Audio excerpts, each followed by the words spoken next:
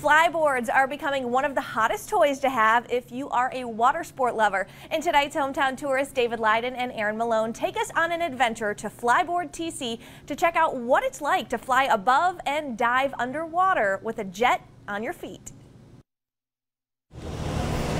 Flyboard is a jet-propelled device that's operated from a jet ski that can take flyers 5 feet off the water to 50 feet off the water. If you grew up watching superheroes or reading comic books, this water sport is for you. Flyboards give you the freedom to fly above the water and dive underneath. Oh, it's such a cool feeling. It's bizarre having all that power at your feet. I feel like the Green Goblin, being able to go wherever. It's such a cool feeling.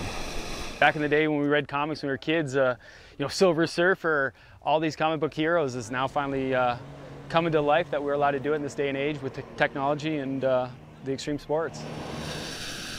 After a brief introduction on dry land and a slight learning curve, you'll be up in the air soaring like a superhero.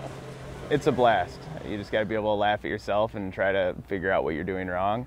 Johnny does a good job sitting there educating you as you're on the fly. Really, it's completely up to you and what you're comfortable with. I try to get him to experience diving the board underneath the water,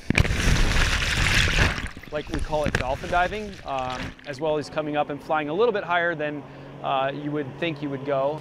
Flyboard TC says that having a background in a balance sport like snowboarding helps, but it's not necessary. And if you can balance on a curb, you should try your hand or feet at soaring above the waters of the Boardman War on Lake Michigan.